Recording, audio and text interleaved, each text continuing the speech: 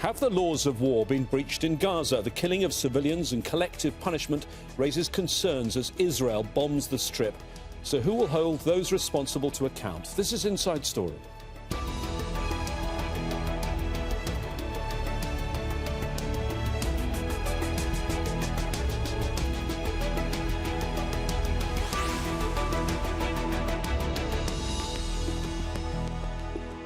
Hello there, I'm James Bays. Israel's devastating airstrikes and blockade of Gaza after the surprise attack by Hamas have led to both sides being accused of violating international humanitarian law.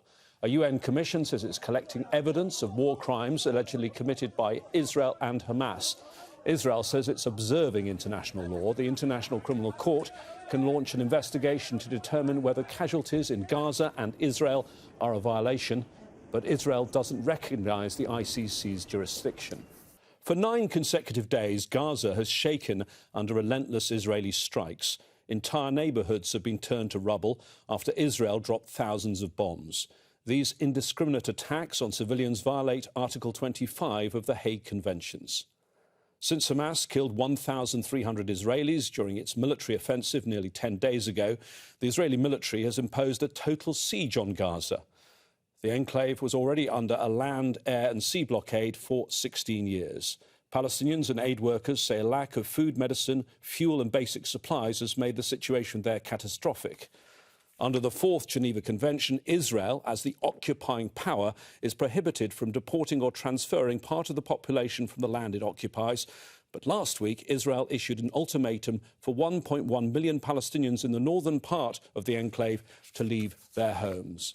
We'll go to our panel of guests in a moment, but first, Sawsan has this report from The Hague.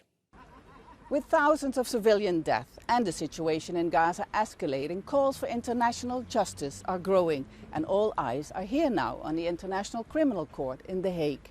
But so far, the ICC has not made any formal announcement that it will step up its investigation into possible war crimes committed by Israel or Hamas. In 2021, the ICC decided that it has jurisdiction over the occupied Palestinian territories, even though Israel doesn't recognize the International Criminal Court. Numerous cases have been filed since then, including the killing of Al Jazeera reporter Shireen Abu Akleh, who was killed by Israeli soldiers in 2022. But so far, no progress has been announced, let alone arrest warrants issued. This is in contrast with what happened after Russia invaded Ukraine. 5 days later, the prosecutor announced that he will start a formal investigation, and since then an arrest warrant against President Vladimir Putin has been issued. A full blockade of Gaza is considered a war crime and possible genocide according to international law experts. The ICC has denied our request for an interview. Sawsan for Inside Story in The Hague. Let's bring in our guests. In London, we have Geoffrey Robertson, founder of Doughty Street Chambers and former president of the War Crimes Court in Sierra Leone. Geoffrey was appointed by the UN as Distinguished Jurist Member on its Justice Council. In Haifa, we have Sawsan Zaher, human rights lawyer and legal advisor for the Civil Society Coalition for Emergency and Arab Society. And in New York, we have Mark Galasco. He's military advisor at the Dutch NGO Pax for Peace. Mark was in Gaza during the Operation Cast Lead, that was the Israeli war in 2009, to investigate the conduct of war. He also instructs war crimes investigators at the Institute of International Criminal Investigations. Thank you, all of you, for joining us. I want to start with you, Geoffrey, because the rules of law, we hear all these terms, IHL, International Humanitarian Law, LOAC, Law of Armed Conflict. There's a Latin phrase, jus in bello, and there's a thing that everyone, I think, has heard of, but no one really quite understands all the details, the Geneva Conventions. I'm going to ask you, Geoffrey, to start our conversation off. Give us the 90-second version. What are the rules of war? The rules of law are not rules of war. The rules of war have been with us for hundreds of years. Don't kill civilians. Don't rush to trial or execute enemies without fair trial. Or don't kill a prisoner who surrenders. They've been rules of law for centuries. In 1999, in what is called the Rome Statute, the rules of law were put in fairly straightforward English. They banned the taking of hostages. They banned the use of starvation as a tactic, which seems to be going on now in Gaza. They protected at all times civilians unless they got messed up in the war. So they are the rules of war, fairly clear. But Geoffrey, just to be clear, are these binding on every country and every armed group? They are binding on countries that signed up to the International Criminal Court, and that's 123 countries. But they are not binding on Russia, which commits war crimes every few hours in Ukraine. They are not binding on America, which refuses to sign in the fear that one day an American soldier may be prosecuted in The Hague. And they are not binding on Israel, which of course refuses to sign. So they have a defect in that although we can say that Israel, for example, or Russia is clearly committing a war crime, and Mr. Putin is committing one clearly of aggression by invading Ukraine, the problem of taking anyone to court and punishing them for that criminality, and indeed that barbaric criminality when it comes to bombing civilians, is limited. And only if Mr. Putin or some Air Force commander who's bombed a civilian residence is captured in Sweden or in Europe somewhere, is there any prospect of putting them on trial? So you can say that war crimes have a catch-as-catch-can quality about them. Only if you catch a war criminal outside his country that will protect him can war crimes be punished. Sawsan, if I can come to you, and as we move to the specific region of the world we're talking about, Israel and Palestine, this very, very long conflict. There's an important thing, I think, before we talk about the details. We've heard the background from Geoffrey on the rules of war, but Israel is seen legally as the occupying power. What does that mean? This means that since 1967, Israel is abided by several obligations based on international law and the law of occupation, which one of the most important and basic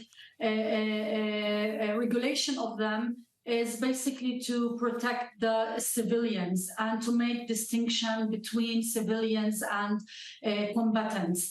Now, in 2005, we all know that Israel disengaged from the Gaza Strip, but it still had an obligations based on IHL because of the fact that it imposed severe blockade since a few months after Ashdod in 2007 and until today. So Israel has obligations. Israel is obligated to protect civilians. It is obligated to not to attack and not to violate all the articles that are included and anchored not only in the Rome Statute but also in the Geneva Conventions and in the Hague Regulation, which put basically the obligation on Israel not only to not hurt civilians, but also not to attack infrastructures that give services for civilians, such as electricity, water, fuel. And when you look at the history especially from since the blockade was imposed until now, basically, we see that Israel has controlled all these basic services and on a very minimum humanitarian level.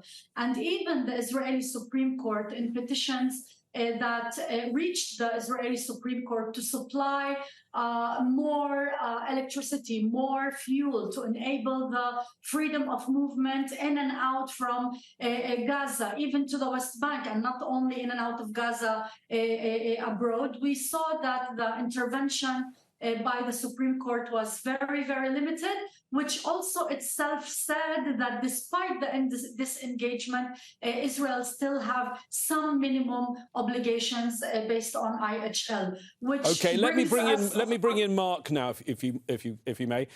Mark, you have a different perspective on this. You were in 2009, you were in Gaza. You're a war crimes investigator. You're a former military officer. Before we talk about the specifics of what's happened in the last 10 days, how easy or difficult is your work from afar? I would assume that the fact we now have social media, we have so much more video and photo evidence, that helps you a great deal. Well, first, let me just open by saying that we at Pax for Peace are concerned with the civilian populations of both Israel and Gaza, whether those are Israelis that are currently in Gaza as captives, or if they're Palestinians or Israelis that are currently under fire on either side of the border.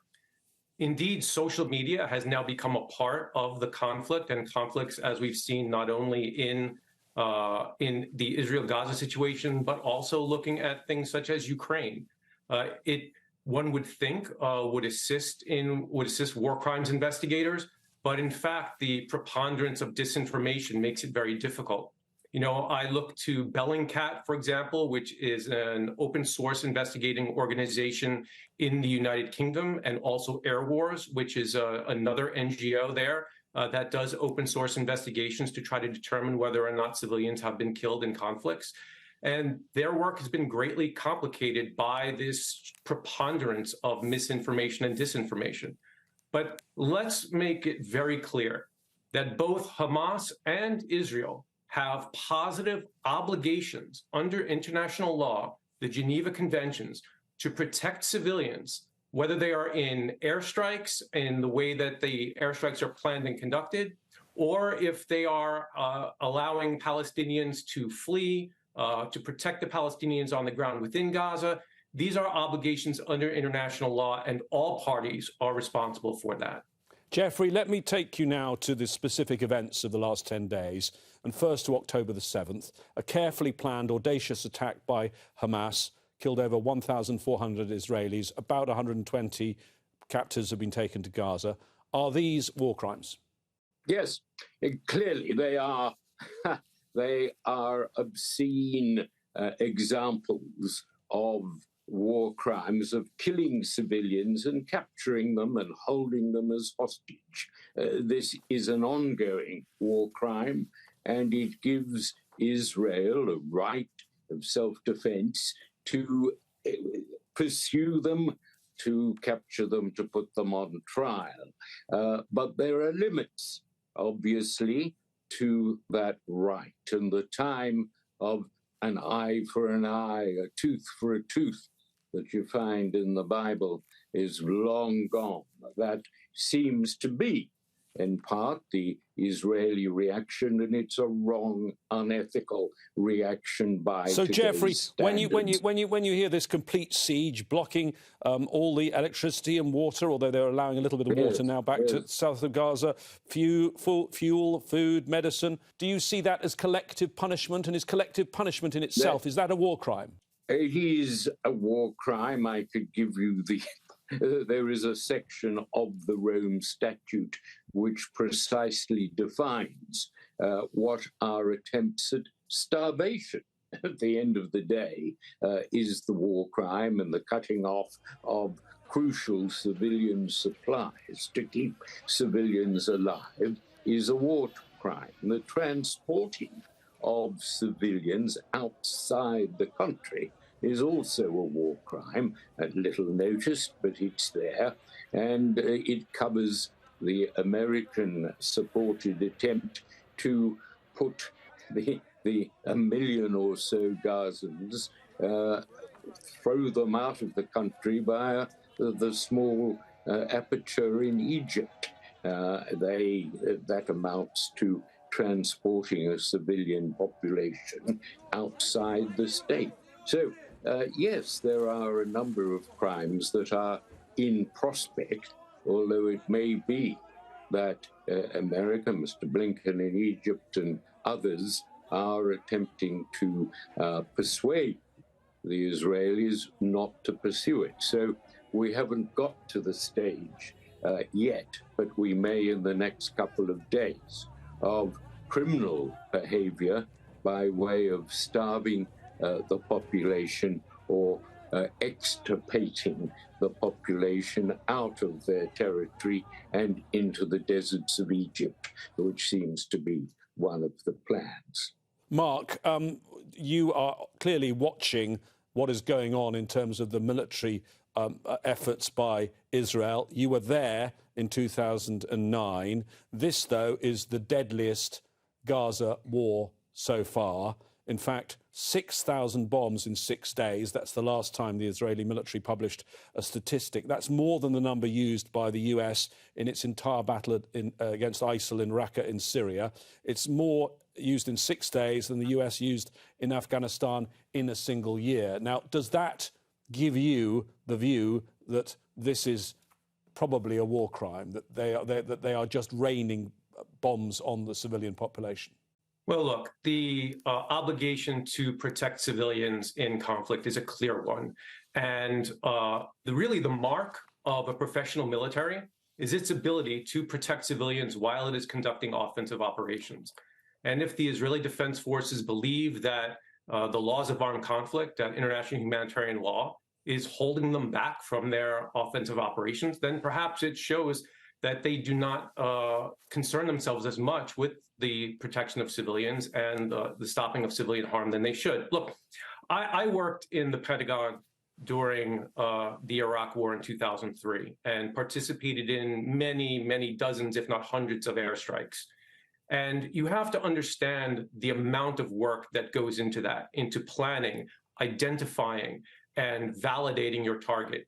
Once you have the target identified, you also have to conduct a legal analysis. The lawyers have to look at each individual target and determine whether you can strike it with distinction, meaning that you're going to hit a military object and not a civilian object, and also proportionally, right? So that the damage done, whatever that damage may be, is not so widespread that the civilian harm outweighs whatever military gain that you're going to get.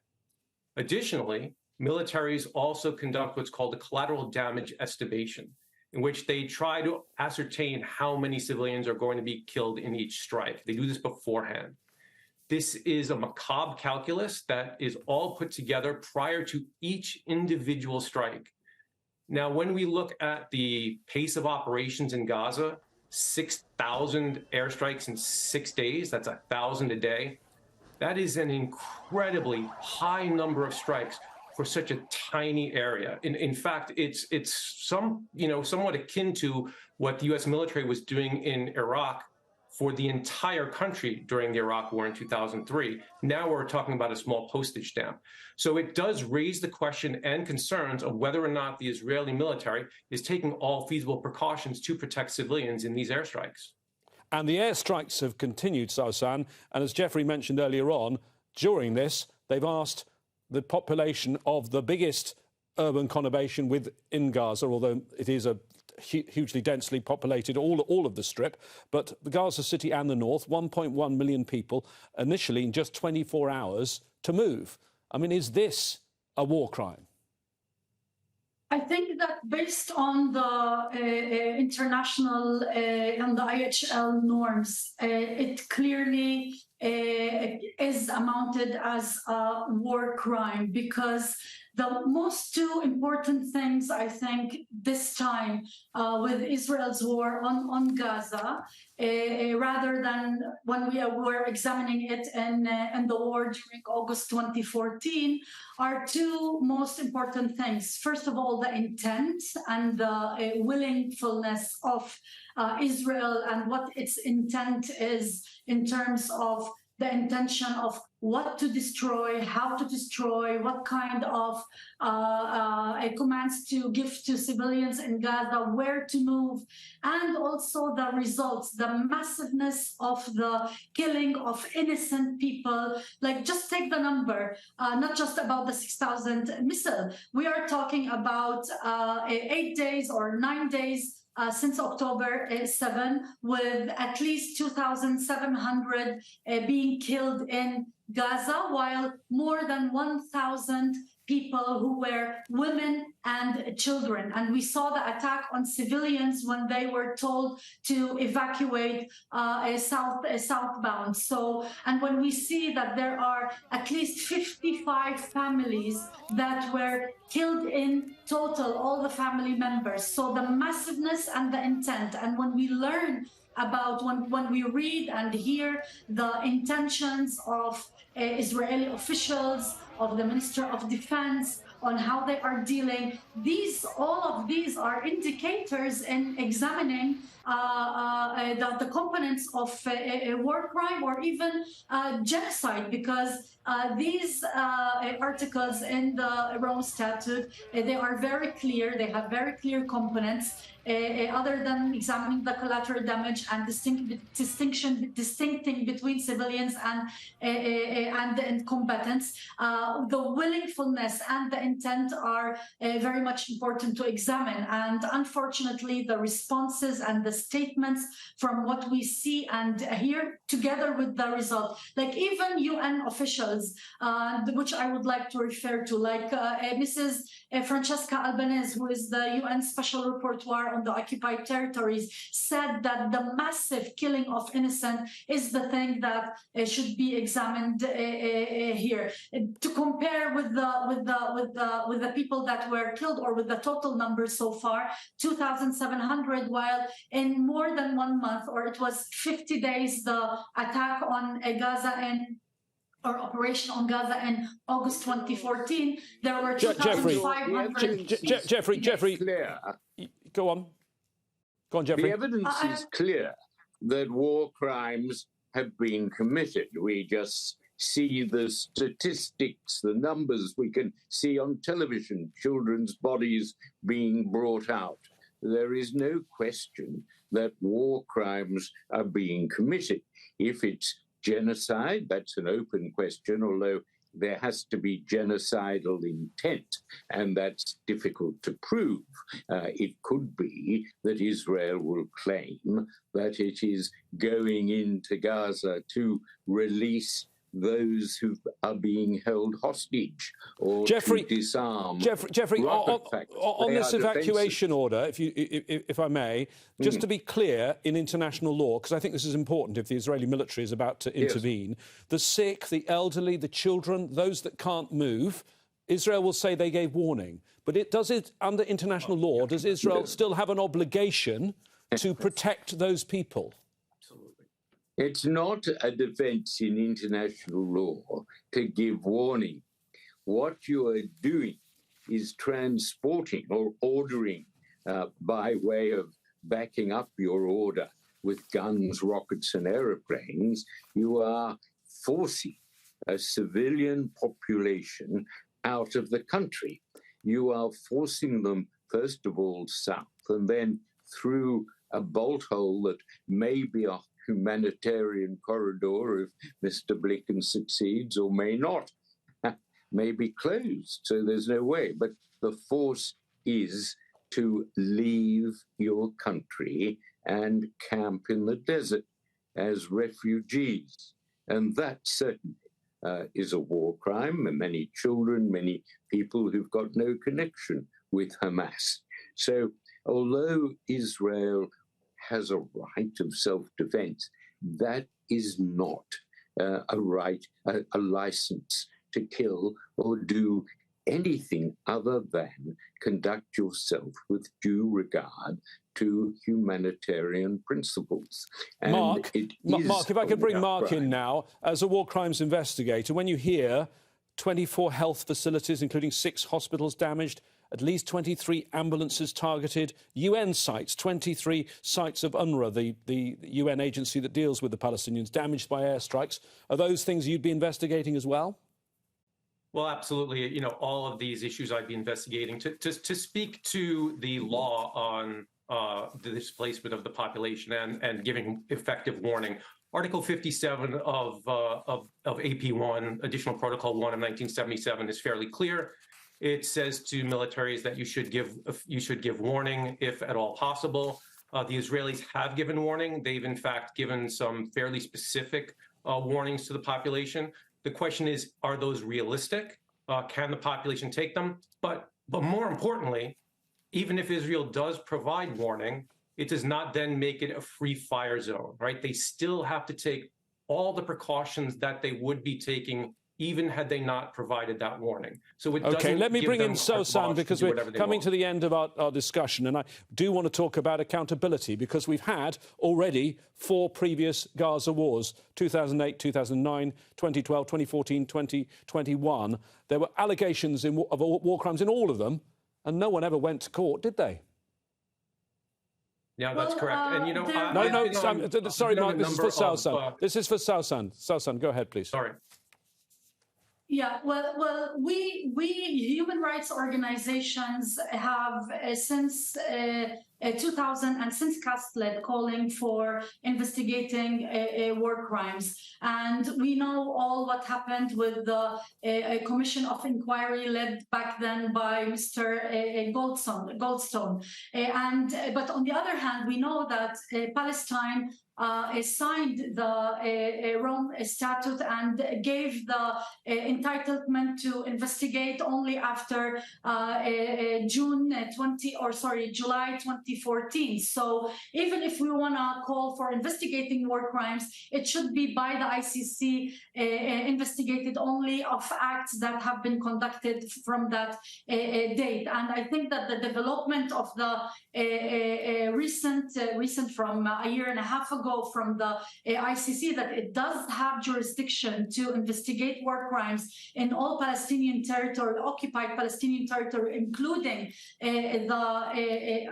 East Jerusalem, then yes, there should be a very clear call to investigate these crimes. I think that with what we are seeing today, time has come to act on having a decision and opening war crimes of the killing of innocents, and especially women and children. Sawsan, thank you very much. Thank you very much to all of our panel today: Geoffrey Robertson, Sawsan Zaher and Mark Galasco. Hopefully, perhaps like me, you're more informed about the laws of war.